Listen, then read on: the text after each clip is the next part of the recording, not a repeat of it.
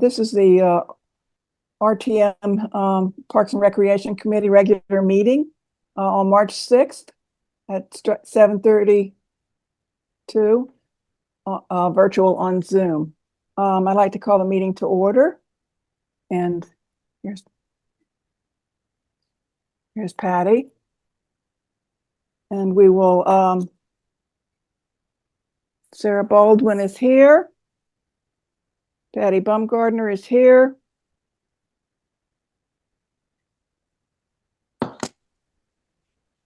Diane is here. Cheryl Russell's here. Penny's here. Carrie's not. Adele's here. Sue Ellen Mitchell's here, and it's going to be our scribe tonight since Mary's not here. Kim Kiner's here. Andy Millar is not here. Sandy Savage is here. No Tony yet. Alyssa's here. Susan Marks is here. Mary's not. No Bill Van Loan. No David York. So maybe Tony. I'll keep my eye out if I can remember to look at the screen. Okay. First on the agenda is the approval of the minutes of February 14th. I know there's one correction that Susan Marks wanted to make. Yeah, Sue Ellen, so I know you don't have them in front of you, but we're going to just delete one sentence. It's under the coastal advisory update, and I can email it to you, or I can put it in the notes that we're just going to delete the sentence that says from the boat ramp around to the front of the club. Do you want me to put that in the notes of the meeting? Is that easiest, maybe? So from the boat ramp around to the front of the club? Yes, yeah, that's it. It says yes, from the sentence. boat ramp around to the front of the club. We're just going to delete that. It's easiest just to leave it out. Okay, delete it. Okay. What it Perfect, does is thank it you. just makes it confusing Okay. as to what you're actually talking about. So it's best to Yeah. delete it. Okay. Perfect. Thank you. Are there any other additions or corrections to the minutes? Adele, I thought it was, the paragraph was confusing under grounds, fields, and building expenses, because it says a budget line remains at 18,000 as it was in FY 24. That's kind of the last line. I mean, we went up 7,000. Last year's budget was It's two different 18. buckets in there. Okay. One's for the beautification. The ask was the same, 45,000. The beautification funds Lock the door. were reduced. And that's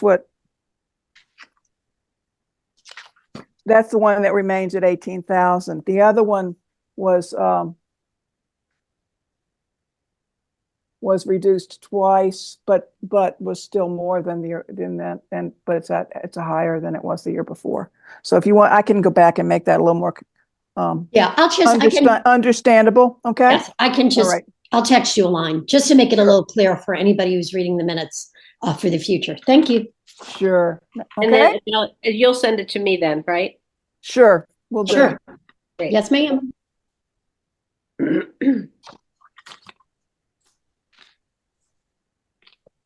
So, are there any other corrections? Let me have a motion to approve the minutes as corrected. That's Sandy and Susan. Thanks. Okay. Next on the agenda is discussion and vote on the Advisory Commission on Coastal Waters Special Appropriation 26.5. Although I keep saying 27.5, I guess I want to give them an extra 1,000, but it's not. So it's 26.5, and it is for. We actually talked about it at our last meeting, not realizing it would come as a special appropriation. So everybody should have a little memory of it. But it's to hire a consultant to obtain the permits necessary to dredge Darien Harbor, as well as the cost required as well as the cost of required sediment testing and the permit fees themselves. So it's to hire Coastal Consulting, which is a company out of Brantford that we've used for a long time. I can walk you through a little bit of it, and then you can just ask the questions. Like I said, it's the special appropriation will fund the engagement of coastline for the development of dredging plans and the applications for maintenance dredging permits from Connecticut Deep and the Army Corps of Engineers. So here, the advisory committee has ensured professional surveys are conducted on a triennial basis since 2012 to determine the navigability of the Darien Harbor Channel. Since 2001, the Coastal Commission has used Coastline Consulting in Brantford to conduct and coordinate the dredging related services, including hydrographic surveys and permitting. The Darien Harbor was last dredged in 2001 to an 8-foot depth at mean low water, which was necessary in order to keep the harbor operational and safe. The harbor is home for over 500 boats. In April 2023, Coastline undertook a hydrographical survey, which was funded jointly by Norotan Yacht Club, the Darien Yacht Club, and the town, that indicated that there had been an average of about 2 feet of channel silting, reducing the depth to about 6 mean low water. So that was about 9,668 cubic yards of silt. So there have been some complaints of near grounding at low tide at various shallower locations. It's clear the town will need to dredge in the near future in order to keep our harbor, I should look up here, sorry, in case somebody's trying to get in. To keep our harbor viable and barboaters safe. So the 2023 survey detected an almost doubling of silt from the 3 previous surveys. The accelerated fill rate is possible due to downriver filling or storms, and spotlights the need to expedite the maintenance of dredging process. Personally, I think it's the back beach sitting in the harbor, but there you go, from that big storm we had. What they will do with the, is the scope of work is sampling and analysis plan, sediment core and sample collection, sediment lab testing, application drawings, state and federal permit applications. So Coastline's fee is $5,995. The sediment lab testing is estimated currently at $9,000. Application fee for maintenance dredging permit typically will cost $375 plus a recording fee of $60. These are not hard figures until negotiations with Connecticut Deep and the Army Corps of Engineers are completed and fees determined, which have been escalating. Currently, the permitting process is taking 2 years. Once approvals have been obtained, the project must be initiated within 5 years. Dredging costs beyond the permitting expense for removal of 10,000 cubic yards non-toxic material at today's prices is estimated by Coastline to be $350,000. Future costs at the time of the actual dredging will be developed based on the actual amount of sediment to be removed, dumping locations available for the makeup of the material, as well as any increase in barge dredge removal costs. The most important factor is the makeup of the sediment. In 2001, the commission successfully formed a public-private partnership with the Darien Boat Club, Norotan Yacht Club, and the town to fund the dredging portion of that project.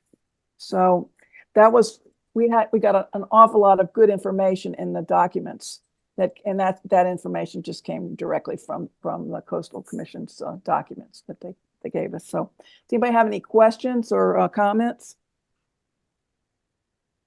Do we know the breakdown of that total dollar amount, like how much goes to the consultant versus the testing and so forth? Yeah, the 15, not, well, that not more than there is more detail. They gave us more detail than that. I think. I'm just curious about how much another consultant, charges for yet another. I mean, I know it's the same consultant, but I'm just wondering, it seems like we keep chasing this thing down with studies. I know it's a different area though, right? Yes, it's absolutely No, totally I different area. understand. I understand. Yeah, I'm just generally curious as to the I dollar. thought it was, frankly, I thought it was pretty cheap for all the stuff they had to do because as we remember from the when we were doing Pear Tree, when we were doing this, going through the similar process with Pear Tree, and around the boat, the other part of the harbor there, around by the boat ramp and the boat club, it's so complicated. Right. First you got to do a plan, for an analysis plan and a sampling plan. Then they got to tell you that's okay. Then you got to do it. Then you got to do the coring and sample collection. Then the lab's got to test it. Then they do these application drawings, which don't ask me about that. And then the state and federal You need to know. permit application, which is, Pear Tree, ended up with the earlier studies that we did in a different part of the harbor. It took forever, partly because of COVID, but partly because the permitting process takes like 2 years, and they're deep in all of those require so much. But I can go back through here and look. I sent you the information. Whatever information I've got, you have. That's fine. That's fine. I'll go back and look. Adele, I see that John Keena is watching. Yes. Yes. So I don't know if you want to have him add any additional comments. I thought you were pretty thorough in what you were saying, but I just want to let you know he was on in case you hadn't seen that. John, I did see he was on. We had two for a while now. We have one from the committee and commission. And John, did you want to add anything or any more detail about exactly what the consultant does? Maybe he's not still there. I'm not questioning what the consultant does. I'm just wondering what portion of the total amount goes to the consultant versus the testing. That's all. Well, I think I have to dig out the stuff. Don't worry about it. Don't worry about it. I'll look it up. If you I got the piece of paper here somewhere. don't Let's see. worry about it. Well, Coastline's fee, I think you read this. Coastline's fee was $15,900. Yes. Okay. And the plus the cost of the sediment testing, the sediment lab testing Here you currently go. estimated at $9,000. Okay. I So didn't hear you. here's Sorry.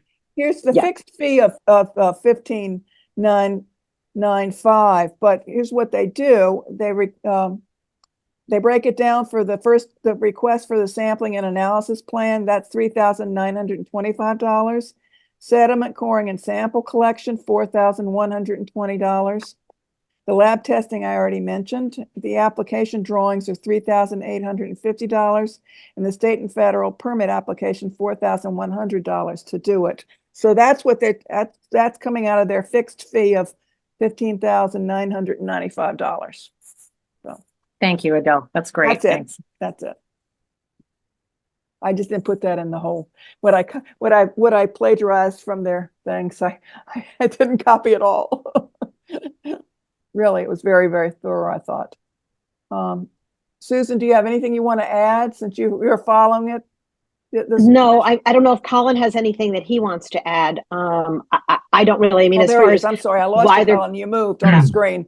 Yeah, I'd love to get a better sense of like where this would be happening, like because my understanding was that the Pear Tree Point Improvement Project had its own dredging component or Yes. at least a proposal for that, and that this was somewhat separate. So It I'm is. curious as to like It is. where this would occur versus the other one, or What it is that the pear tree, if I'm remembering correctly, Cheryl, the pear tree started at the boat ramp, and they had A, B, C, D, and F areas that they tested, going around the boat ramp, and then from the boat ramp around by the boat club, and then this is going farther into the harbor. I think it was described as going from where the gas pumps are into the main part of the harbor.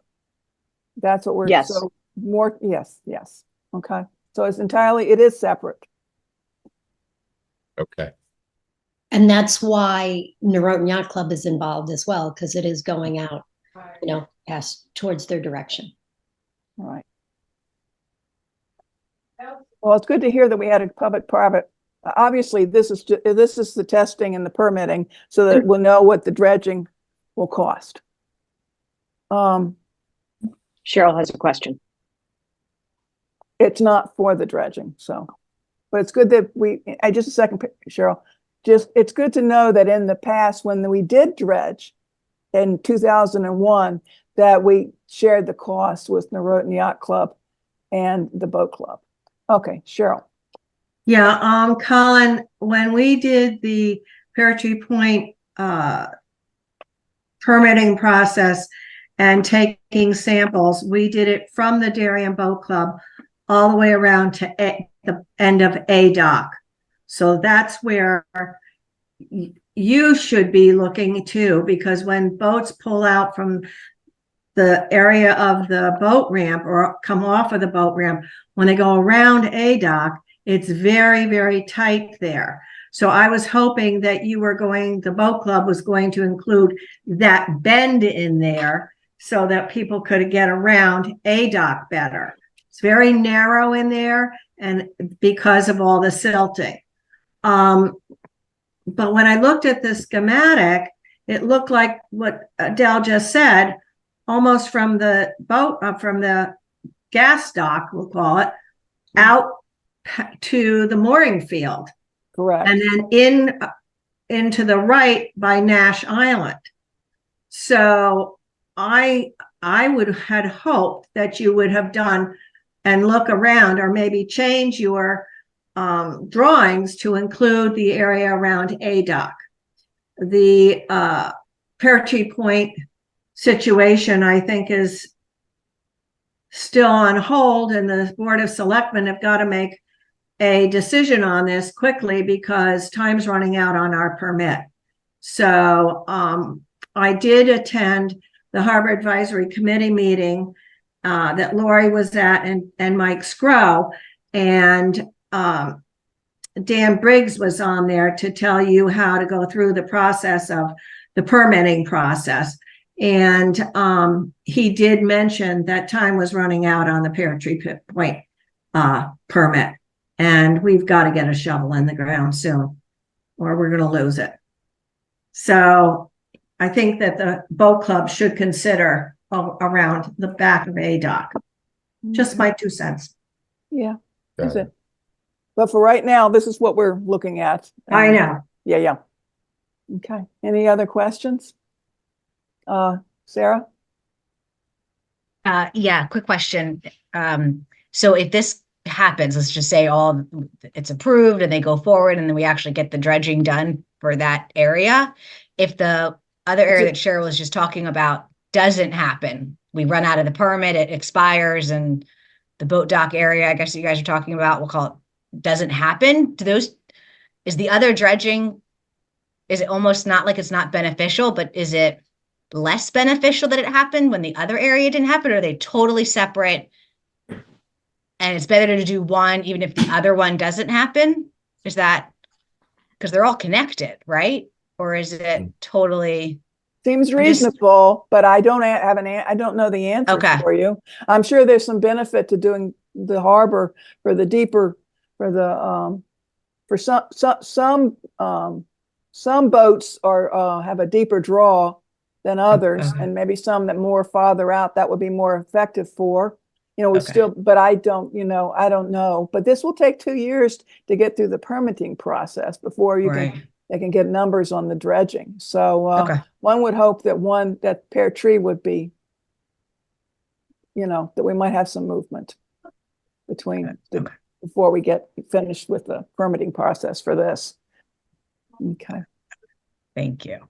Yeah, I mean, I think it's a very fair question. I do think it has a lot to do with the size of the boat, and especially the size of the keel. If it's a sailboat, for example, that's going to require a much deeper draft than most motorboats these days, which just with an outboard engine don't require as much depth to be navigable. So, but I haven't seen. I know that there's been a survey done of where the boat ramp is around to A dock, and I think around to the area around our fuel dock, but I haven't seen what those numbers look like, and I guess this proposal would then provide numbers beyond that out more into the harbor. But I do think it would be an interesting thing to see, what those depths look like and where the points are of maybe the most, kind of severe silting. Yeah, we certainly have I think there's the information, the Pear Tree Building Committee has that information from the permitting process that they went through, but I don't have it in front of me. So. I know, I don't either. I think John has a copy, but I haven't seen it yet, but a big map of the area. So that's something I want to take a look at too. But yeah, I think that's a great question. Any other questions? Are you ready to vote then? Yep. Okay. I have one really quick question. Sure. Just how deep do the keels on the sailboats need to be dredged? Like how much draw do they need? Or It depends on the size of the boat. but like We have a sailboat that's not very long. We have a sailboat that's 32 feet long, which is not one of the biggest sailboats by any means, but we draw over 6 feet. Other boats that are even bigger than us draw less. It just so it's it varies from boat well, to no, boat. I'm just wondering of the ones that are in the harbor there. I'd say probably ones. 7 or 8 feet is probably the deepest. And there's not many of them, and they're not going to go. They know where they can and can't go. So the proposal is to be going a lot deeper than 8 feet. You think the dredge? I mean, I think the harbor. There's a channel that we're talking about, and then there's the whole harbor. So the channel has to have one depth, and the whole harbor is never going to be dredged. No. Just it's the channel we're talking about. It's the channel. Yeah. No, I understand. Yeah. Sorry. Right. And a lot of those boats with the deeper keels may not need to come all the way into the harbor either. Correct. For any Correct. real reason, because I don't think they would even venture up to, where our fuel dock is or beyond, because that does it's always been more shallow there. So I don't think we don't see many big sailboats coming up that way. Are they moored instead of docked? The big Yes. one? Right. Okay. For the most part. Okay. All right, we have a motion to approve the So I make- yep. $26,500 Make the motion. Susan moves. I have a second. Sandy seconds. All those in favor, you want to raise your hand? I can see everybody. That's unanimous.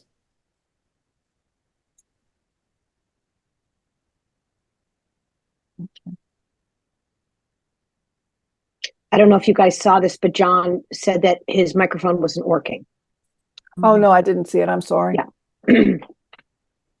Well.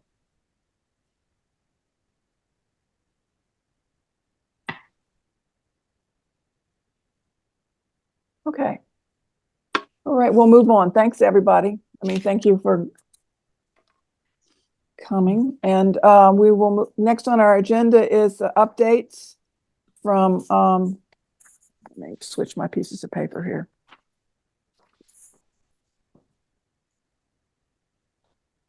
Updates and for the commission advisory groups and then for our other groups. So I'm going to go through the commission advisory groups a little bit. They changed their name and they reconstituted their groups. And so here they are. So it's in the 2024 commission advisory groups. And also with this, I think we sent it out. Well, they revised it a little bit in their meeting, but a new advisory group document that describes meeting protocols. And they were not going to have any public comment, but I talked them into having public comment at the discretion of the chair. So the different advisory groups are pickleball, the Cherry Lawn Community Garden, invasives, Baker Park Playground, and then there's some groups that were finished. So to start, pickleball. Patty had said she'd like to cover pickleball. The chair is Jim Farrell. Did you want to give an update, Patty, or I have an update from the commission meeting? Which would you rather? Well, you wanted to check and see if anybody else had wanted to, That's be- correct. Patty said she would do yeah, pickleball. I follow it, but you know, if Yeah. anybody else really wants to do it, they're welcome to do it. I was just. Exactly. And I'm we going to wanna- say that for each one of these things we go, as we go through them, you know, if you want to, if you'd like to change. Thank you, Colin. Thank you very much. Appreciate being part of this. Okay, Take thank care. you. Thank you. All right. And you too, John, even though I know you can't talk. Adele, I was gonna say I would be more than willing to do the pickleball as I actually work in the same building with Jim. Oh, yes, right. Yeah, he mentioned he knew you well. So, okay, Patty, I don't think Patty minds. You're welcome Oh, to do it. perfect. Okay, Thank super. you. Okay. So I'll give you a little bit of the update that Jim gave at the commission meeting. And he went through what they've been looking at on the commission, and they've been looking, I mean, in their advisory group. They've been looking for short-term and long-term solutions to the pickleball court shortage. And so what it came down to was that their committee advised the Park and Rec Commission to put temporary lines. And I mean, when I say temporary lines, I mean you roll the line out and then you roll it back up when you finish with it. The temporary lines on one tennis court, though it would be 2 pickleball courts at Cherry Lawn as a short-term solution. It will cost $300. They're also investigating a temporary conversion of paddle courts. They're checking on a company. There have been a couple of places that have done it, and it hasn't been particularly successful. So they're looking for a better product, and they think they might have found it, but it's $10,000 a court. So you lay down a court over the court to do it. So their short-term solution suggestion was the temporary lines, and for long-term, they're looking to build, and they're still looking at that. The commission was, I'm not sure whether they voted. I don't think they voted, but they discussed, and they weren't ready to support temporary pickleball lines. Anybody else remember it better than me? One other thing I would say is that Jim met with Pickleball America. That's right. And Right, he and his group worked towards, one of the goals was to see if we could get a discount for our citizens in Darien, particularly, I mean, my goodness, this week is a perfect example. It's pouring every single day, right? So if you're used to playing pickleball, you're not outside. And so you have the opportunity to go over to Pickleball America. So the proposal that he had presented to the Parks and Rec Commission was a discounted rate. Right now it's $70 an hour, discounted rate of $40 an hour for Darien citizens. So that's a significant discount. There were 2 caveats that they would have worked through.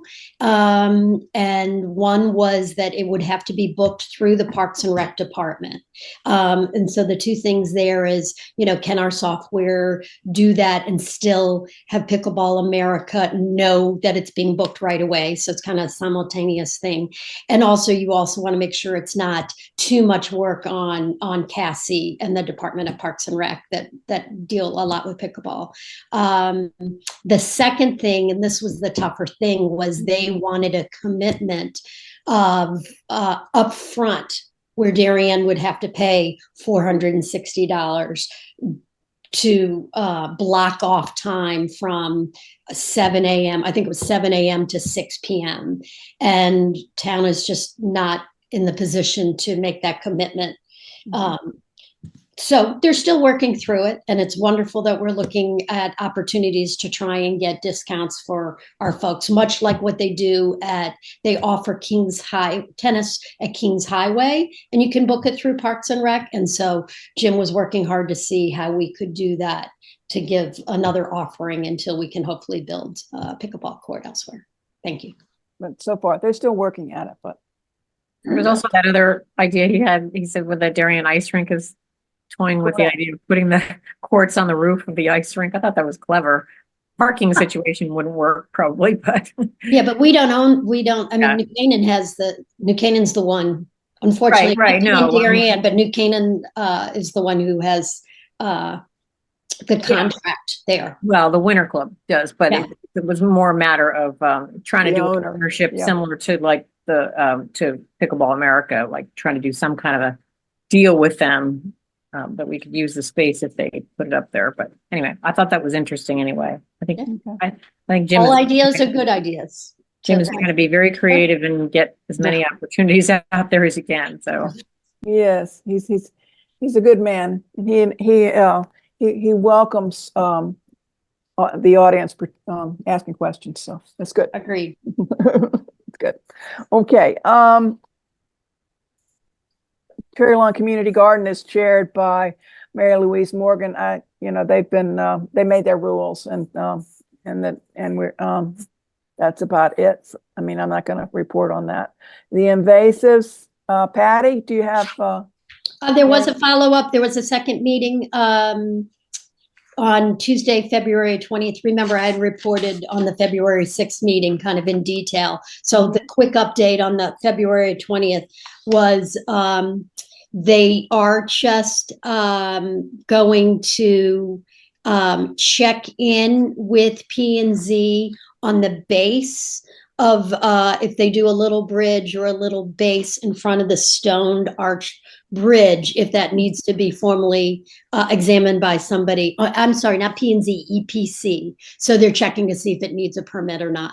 One of the great things that happened out of that meeting was Victoria Hain, who's with the Darien Nature Center, and is on the committee. She's the grounds manager and the nature educator at the Darien Nature Center.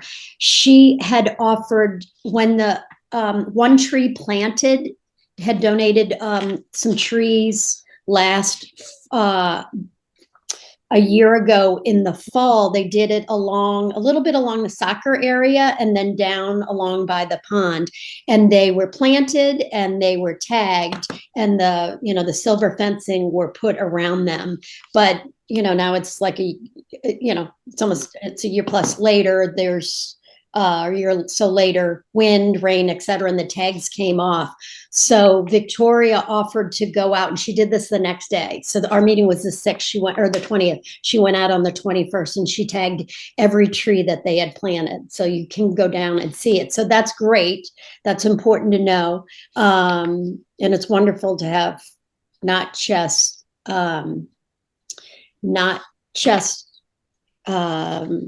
experts that are master gardeners, but somebody who is at Cherry Lawn every day, involved and on the committee, who really understands trees as well. So that's done. I'll just keep you up to date later on the results of whether EPC, if they needed a permit or not. The one other thing that I wanted to tell you was, and Mary Louise just kind of gave an update on the funding based on the budget and the Board of Selectmen budget, but they're going to do an education outreach program around Arbor Day and Earth Day. So it will be the weekend leading into Earth Day, which is Monday, April 22nd is Earth Day. And it will go through the following weekend of Arbor Day, which is Friday, April 26th. So more news to come, but positive environmental things. Thank you. Baker Park Playground will be chaired by Janet Kling, and there's a group of she's gathered a group of people, but she was not at the commission meeting, so she didn't report on, I don't know if they've met yet or not, but she's gathered a group of people together to be on that. The groups that are completed are Weed Beach, which they did give an update at the commission meeting that they expect to the project. Their target date is to present the project for funding to the selectmen on April 8th. Pear Tree Point, there was a discussion at the commission on the painting of the interior of the bathroom, and they were very enthusiastic about the two-toned interior and with a blue wave that would go along the interior in between the two colors. So that sounded good. And it also sounded like it was all on track. You know, it should be finished before season. And they do the painting first, then they do the floor, then they put in the fixtures and the partitions that have been picked out. So, That's wonderful. I'm sure Cheryl's echoing the same thing. yes. The playground, the cherry lawn equipment was ordered. The vendor has received the order. Weather is affecting, it is delaying the demolition and installation. So the completion date's been pushed off till June. I don't know if anyone wants to follow the playground. I need it. It would be good if someone followed this new playground group with Baker. Let me know if you're interested in doing that. We appreciated our playground people who worked jolly hard for McGuan and Cherry Lawn, and thank you. Thank you, folks. Adele. We appreciate you saying that. I do hope that we get the flat inclusive wheel that's still been broken at McGuan. That was such a unique piece. So I check it 3 times a week and it's still not here yet, but we've been reassured that Jim Conklin said that it has been ordered and that they're going to be replacing it. So hopefully that will come soon. Yeah. When was that, Adele? When is that Baker Playground slated to go in?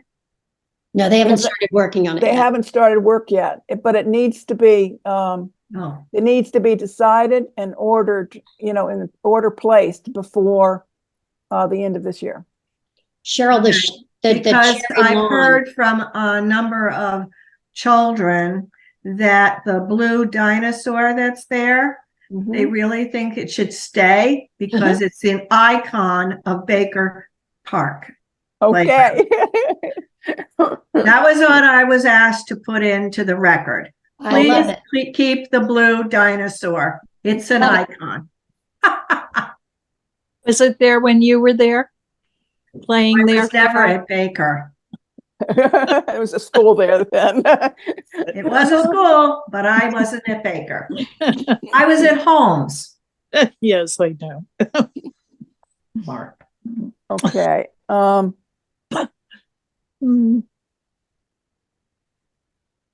And for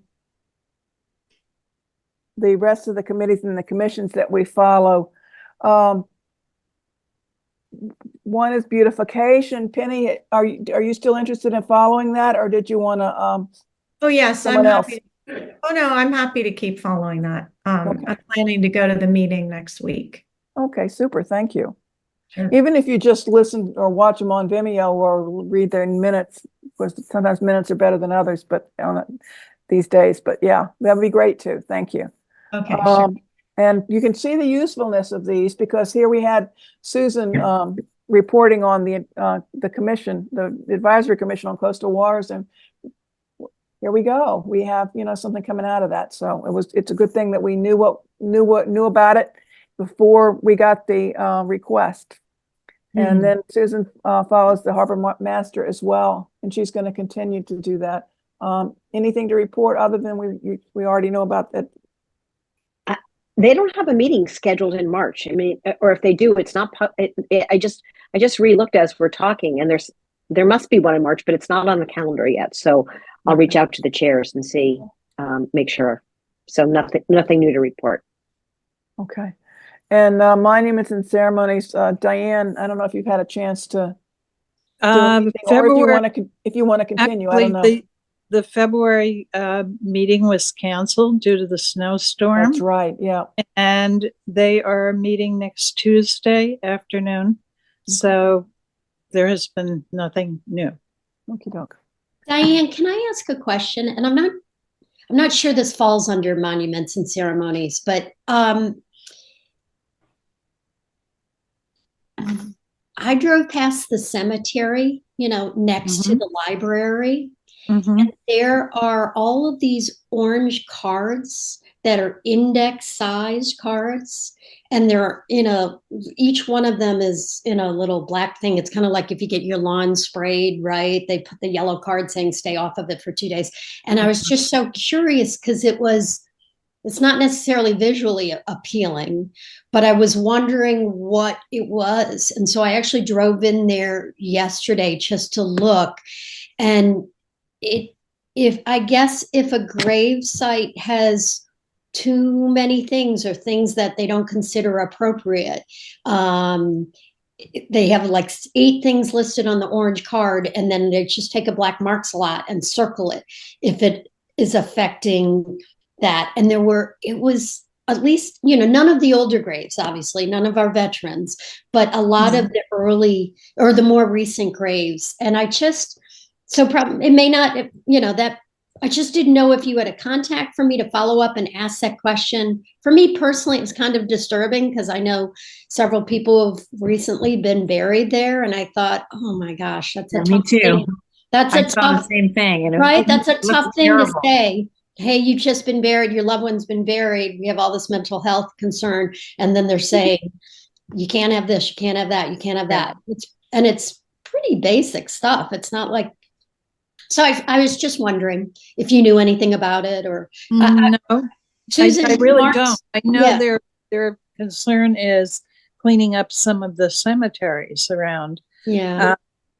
I'm not sure if it's that part of that one, but they will have a meeting next week, as I said. If you could ask if that falls Mhm. under their jurisdiction. Susan, I Mark, could I be- didn't know if you know who, like, officially, So- does town own it, but somebody else runs it, or how does it work? Do you know? I'm pretty sure.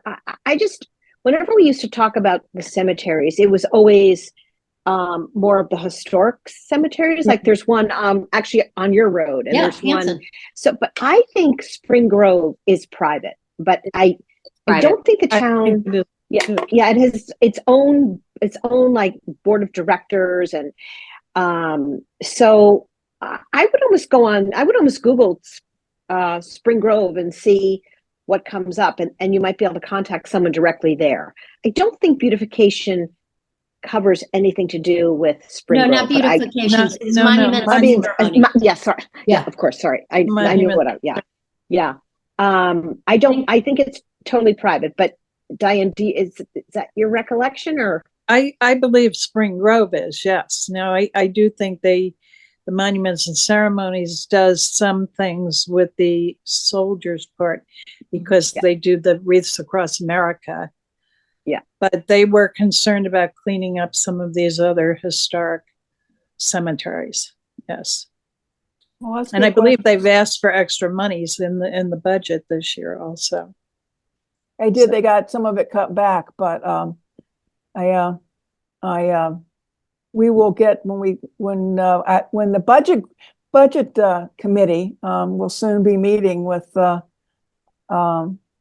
F&B and, Board of Finance people, and part of that, we will be talking about the budgets for beautification and for monuments and ceremonies, so we will cover it. So you guys who have been reporting on those groups, you don't have to worry about it, about the budgets. We will cover it, in our review. But yes, they do. They have asked for more money, and they have had a grant in the past, but having listened to some of the Monuments and Ceremonies Committee meetings, it's really expensive to fix old monuments. And so I think they probably need more. But I know First Selectman Zagrodsky mentioned that he thought that we should get together a group of people and really look at the cemeteries, at all of them, and have a plan for how we should deal with it. So I suspect that will be coming sometime this year. Did they receive any of the ARPA money?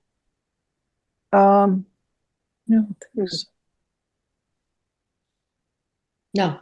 That was my hairdresser. That's okay. I had to look at that. I'm desperate to get my hair cut. Not going to. Back to back. Sorry, excuse me. Say it again, Cheryl. I lost my train of thought. Did Monuments and Ceremonies receive any ARPA money? I don't think so. Hmm. Nothing comes to mind. But I think they may need to keep looking at the ARPA money. So I don't think it's all. if it is all allocated, I know they were, well, Jack was talking about this the other night, that they have to be keeping an eye on everything, because if something's not going to get completed, they're going to have to reallocate the money somewhere else where it can get completed by the end of 2025. Correct, Adele? Yes. December I think, I think that's when it has to be money. spent Yes, by. it It has needs to it be has- encumbered by by end of December 24. 2024. Yeah. And then it needs to be, the Done by project needs to be 26. completed by 2026. But yes, Susan, you're right. So they basically just, approve, well, it's still got to go through, formal. But yes, the projects that weren't, like, there were some big public works projects that were important projects, but they just weren't going to hit that deadline of being completed by 2026. And that's when they moved a chunk of money from there to something else. And they moved a number of things. And so is always that opportunity, hopefully down the line, if something doesn't get done, or in some cases, there's been some money left over because, a bid came in at a certain amount, the project got completed, and then there was a little money left over there. So. Well, I do know that this December, when Wreaths Across America came and placed it on our soldiers' monuments, there weren't enough wreaths. And I had heard through the grapevine that Darien stores or Chamber of Commerce or other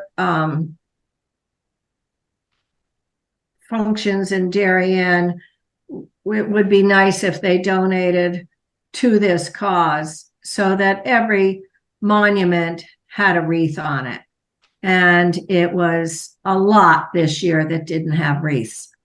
And it was sad. I felt it was sad. My husband felt it was sad. And some of our friends that have been in service that helped that day felt the same way. So maybe some of this ARPA money could be put towards something like that, but I don't know what the stipulations are on all of that. I haven't read. I don't think that would fall under the Probably not. the guidelines. Someplace Cheryl. along the But line. but that doesn't mean that we the people can't try to. Right. We well, need to have. what I think is that they don't have Alan Bixler raising the funds for them anymore. True. They need a good person raising the Well, funds. there were a lot of factors involved there. I'm part Yeah. of the DAR, and the DAR, it was taken out of our hands. We used to sell wreaths. We used to go to the coffee shops and Darien sports shop and all, and sell the wreaths in October and even earlier. And this year they took it all out of our hands, and we didn't even get involved. I mean, we went and laid wreaths, but it was the Veterans Association and DAR. There were several different factors involved, and Okay. it wouldn't have anything to do with the town. Yeah, it would be nice if the merchants in town donated money, but it really is. It's kind of like out of their hands too. It's a whole nother like political cog wheel going on. Well, that's too bad. Whose hands is it in if we want to help? It's in a lot of hands. So I can find out for you. I can get, I just haven't, the people at monuments and they might know. You might actually ask them on it was the Tuesday meeting about that, because there are some people in that group that are involved as well. And it may not be an official capacity. It may be in their personal capacity as being part of another organization. But we just kind of threw our hands up in the air. Like, it's really sad. There were very few wreaths, and they didn't cover all the graves. And it was very, very sad. It was very kind of upsetting for some people. And that just feels like that's a marketing the message to get it out, and we could have had enough. So Yeah, no, you're right. All right, next year. Okay. So the Great Island Advisory Committee. Does anybody like to say that they'll follow that? I've done it, but if anybody else would like to do it, I'd be happy to hand it over. I think we all are pretty well up to date with the soft opening, and we've got great, lots of pictures and stuff from the town about it, and we could not have missed it yet. So everybody must know about it. Sure, Sarah. Do you know how often they meet? Is it once a month also, or are they meeting Yes. like a No. lot? Oh, okay. Yeah. I'll do it. They're, that'd be great. I'll do it. Right now, they're in the part, they're working on the RFQs for the RFPs for the, so they're in that process. I leading love to that letter master R. planning. So I got it. Love the letter R. That's great. Okay. And Mark Adeletta, Mark Adeletta from the RTM from District 5, he can also give you updates, Okay. prior, but everything is recorded as well. Right. That's great. Yeah. So it's good. A lot of times it's before the Park and Rec Commission meeting. So, I mean, if sometimes it's not, but often it is. And so I go to both. Kind of interesting. Hey, they're really quick. They're good. Only like an hour. So Yeah. Can't complain. All right. Thank you. I walked it on Sunday on that beautiful day, and it was fantastic. There was so many young families, older folks, people of all ages. It was really, we all had the privilege of having the opportunity to walk it in advance since we voted on it, but it was really special to see so many people just enjoying it. It was a mob scene. I was down there too. One thing that was nice is that they did put a bike rack in the turnaround that people can usually park at to walk down there. They blocked it off so nobody could park there, but they did put a bike rack there, and I saw a few bikes in there, so that was kind of nice. They talked about doing that. They had, and I didn't know if they did it or not. I noticed that they blocked that area off, but I didn't notice the bike rack was there. So the bike rack was like in the middle against the the telephone pole or whatever that big pole is there in the middle. I think the one interesting thing that maybe we should report or give feedback on at some point, Adele, is if everybody's parking down at Pear Tree Point, because there were so many cars parked down there, and then people would walk up, which is wonderful. But what's the plan for the summer and how that's gonna affect it? And so, it's not our call, obviously, but just so we can be keeping our constituents updated. Hey, that's a really good point. When we drove down there, and the Pear Tree parking lot was full at 5 o'clock. It was almost sunset, and it was full. But there were so many people walking up and down, both sides, both directions. They're walking like 3 across. They're not paying any attention to all the cars that were down there. And we were kind of like, well, this is not, how's this going to work out? What happens when it gets warmer? It's hard enough to walk down there, in the summer. So I think they're going to have their hands full with the everything on that road there, and people walking from the parking lot to there. So I'm sure the police will help to inform folks. I also think, I don't know, it rained so much there. It rained so much the last few days. It was just, I think people were like, I'm getting out. So I sent John Zaraki a note to the Board of Selectmen, about 3 or 4 weeks ago, pertaining to the parking at Pear Tree, and to have him put out there somewhere, excuse me, that as of May 31st, all people coming into Pear Tree have to have a beach sticker and have to be Darien residents. So I haven't pay $50-some. Yeah, or pay the 50-something dollars. I did put that in the note.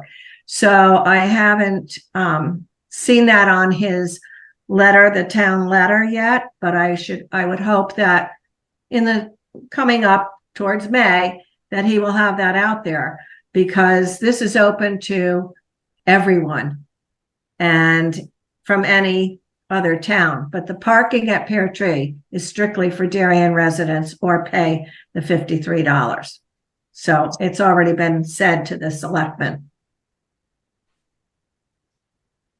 Okay. I don't know if anybody else noticed, but there wasn't one police presence there from parking lot all the way to the entrance. Didn't see any police. I was surprised. Are you talking about inside Great Island? Or No. Because they were inside Great Island. No, but there were none on the road from the parking lot from a Pear Tree all the way down. Nothing, and nobody in the parking lot of Pear Tree either. And I was really surprised, just because it was the first nice day. It was the first day the people were going to be down there. I was surprised they didn't have anybody there trying to monitor what was happening. And possible dangers of all the people that were on the road. So it's kind of interesting. Gotcha. That's not good. Yeah, probably not. Then there's still the 5 Mile River Commission, if anybody wants to follow it. We haven't had any, I haven't had any takers yet. I keep mentioning it. So anyway, I mentioned earlier the budget group, and we've had a hiatus here. That's why there was no update on the budget, because once the selectmen had finished, and it's only just been turned over to the Board of Finance last night. And so I think if you want to watch that meeting, it's pretty good presentations that were given then on the budget. And then so we will be meeting with our fellow people on Board of Finance and F&B soon, I think, probably. We heard from them, but now we will hear from them again about getting together, I think. And I think that's all I have for updates.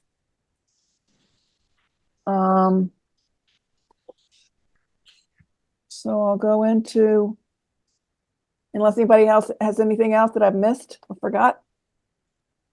Good discussion, guys. So my chairman's report is just sort of a higgledy-piggledy of things in the commission meeting.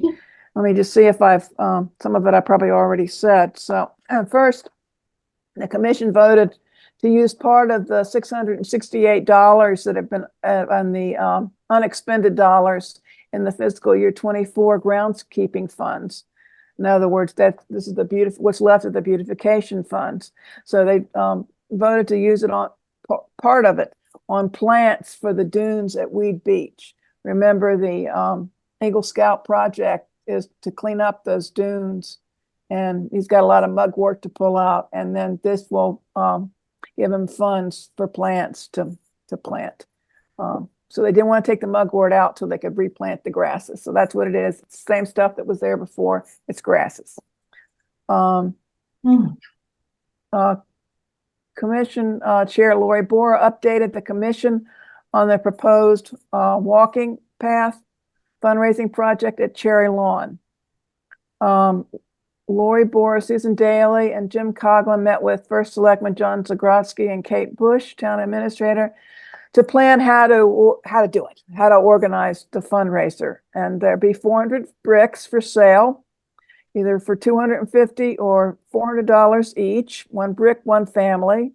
Individual donations will go to the vendor. The vendor will remit to the town any unused dollars. And there will be a protocol for vetting the inscriptions on the bricks, so nothing rude and slips through. And fundraising will begin soon. The walking path will be laid after the playgrounds have been installed. So they're the last thing to go in. Can you just back up on the Sure. 250 and the 400? Uh-huh. Can you just repeat that line again? It's 400 bricks, 250, 400 is for family. 250, it's the size of the brick, I think. Okay, got Yep. it. The $400 is a bigger brick. Okay. And then did you say the check is written to the vendor? Yep. It's going to be, they worked it all out with Kate and Zagrodsky. They figured out how it's organized. And so it will be, yes. Huh. So dollars go to the vendor. Yeah, they didn't want the money going to the town. They didn't have to worry about like it's a donation or so. And this- It was the this way- financial aspect that they Yeah, didn't and it want to have keeps to the deal with. donations are smaller, then you have to, the reporting is different, so yeah, it's simpler done this way. They know what they're doing. So I trust Kate Bush. She knows how to she'll keep them all straight. So that's the idea.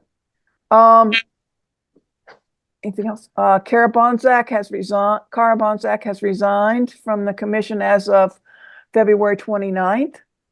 And Susan Daly has also resigned, but will be staying on for a few months to help with some ongoing projects, I think, i.e. the brick fundraiser and that Eagle Scout project. With Susan Daly leaving, the commission is considering whether they want to continue with having a vice chair, or would they rather have an individual to chair meetings in the chair's absence.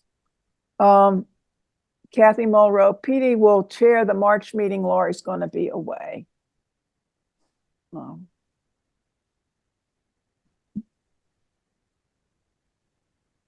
Sorry, I just saw something on here in case I have something I was supposed to be doing.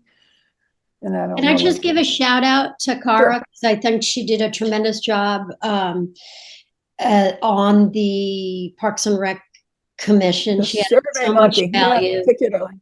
Cheryl knows we worked with her closely on the Pear Tree Point working group committee when we created she helped, we created the surveys. It was very efficient. She ran great meetings. We were able to come out of that survey knowing that instead of spending all this money on a 3-story thing, what people really wanted were clean bathrooms, which is what we're getting, which is great, and a lot of and more Adirondack chairs and things like that. So Cara is, it's the end of her term. So I just wanted to kind of confirm that with folks that the reason she is, almost call it a retirement, right? She's decided not to re-up versus something bad going on and resigning. That wasn't the case. She's just finishing out her term. But thank you to Cara for all her hard work. Yeah, absolutely. I asked them Patty, when I think she did a phenomenal job on the survey. For almost 3,000 people responded that strictly for Pear Tree. They also wanted trees and clean sand. And we're still working on it. We're working on that awfully hard, aren't we, Adele? She also, the commission's the criteria when we review the parks, in the fall, she put all that together. So my question to the commission was, well, now who's going to do that? Because she did a brilliant job with it. It made it empirical, it really helped focus, on each park. So, and what they were going to need to do in capital. So, she did a lot and Susan Daly will be sorely missed. She's been on the commission for over 17 years. So the historical knowledge is quite amazing. And of course, she's done all sorts of things. So I'm going to miss both of them. Interviews for the park. So they made no decision, the commission on whether they're going to have a vice chair or not. That's yet to be decided. The interviews for the parks director, the director of Parks and Rec, are ongoing, and there's a panel of group people, of which Lori is one of, that are selecting a group of finalists. And then the finalists will be interviewed by the Board of Selectmen, who will choose a new director. So, and Lori said there were some really strong candidates, so I'm looking forward to that. Great. Tamara Eberhardt, the office administrator in Parks and Rec, and also the person that books all the rooms at Town Hall, will go on maternity leave this spring. So Tara Cochran will step in temporarily in the office, and she's worked for the department before. So Jim Coghlan seemed quite comfortable with her stepping in. Construction on the 6th paddle court began on February 28th. And the rest of this is just update from the statistics that Jim gave us, like the vacation camp had 191 campers enrolled, which is up from last year. But unfortunately, the overall winter registrations were down 5%, and the paddle was down 7%. So hopefully with the new paddle court, that'll pop up next year. Daddy-daughter dance was successful. They sold 244 tickets for 488 people in attendance, and the gross revenue was $10,370. And the kayak lottery is on March 12th.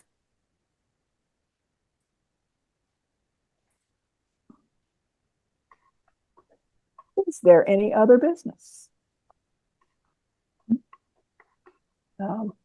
In that case,